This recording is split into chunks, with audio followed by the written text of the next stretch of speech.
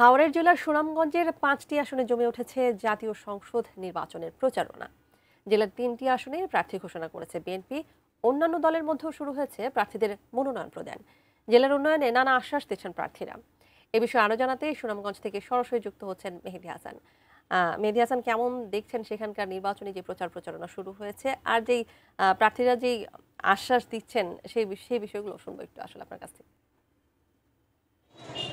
তানিয়া, ধন্যবাদ আপনাকে। আপনি জানেন যে সুনামগঞ্জ একটি হাওর বেষ্টিত অঞ্চল এবং এই অঞ্চলের মানুষ হাওরের সাথেই তাদের জীবন জীবিকা নির্বাহ করে। তো এই সুনামগঞ্জে প্রায় 5টি আসন এবং এই 5টি আসনে কিন্তু যে রাজনৈতিক যে দলগুলো আছে সেই সব দলগুলো কিন্তু নির্বাচনকে ঘিরে প্রচারণা চালাচ্ছে। বিশেষ করে যে বড় যে দুটি দল আছে বিএনপি এবং বাংলাদেশ জামাতে ইসলাম, তারা কিন্তু ইতিমধ্যেই প্রার্থী তাদের চূড়ান্ত করেছে।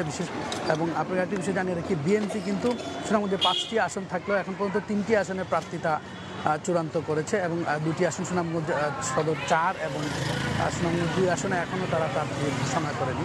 তো এই 2টি আসনকে ঘিরে কিন্তু প্রার্থীদের মধ্যে একটি চরম উত্তেজনা আছে এবং তারা কিন্তু এখানে কাজ করছেন এবং সুনামগঞ্জে প্রায় সবগুলো রাজনৈতিক দলের প্রায় অর্ধশতাধিক মনোনয়ন প্রত্যাশী কিন্তু নির্বাচন প্রচারণা চালাচ্ছেন এবং তারা সুনামগঞ্জের হাওরের মানুষের যে দ্বারে দ্বারে যাচ্ছেন এবং মানুষকে আশা দিচ্ছেন যে উন্নয়নের বার্তা দিচ্ছেন এবং সুনামগঞ্জের মানুষদের মন কিন্তু হাওরের মতো বিশাল এবং তারা কিন্তু এই আশ্বাসের উপরে থাকেন এবং এই সুনামগঞ্জ জেলা পুরোটাই কিন্তু দিন ধরে অবহেলিত এবং এই অবহেলিত মানুষের আশা ধরেই কিন্তু প্রার্থীরা চেষ্টা করছেন তাদের মন জয় করার এবং এই মন জয় করার মাধ্যমে তারা কিন্তু আশা করছেন যে নির্বাচনে তারা জয়ী হবেন বলে। তো এই ছিল আমার কাছে সুনামগঞ্জ থেকে নির্বাচনী সর্বশেষ তথ্য। তানিয়া।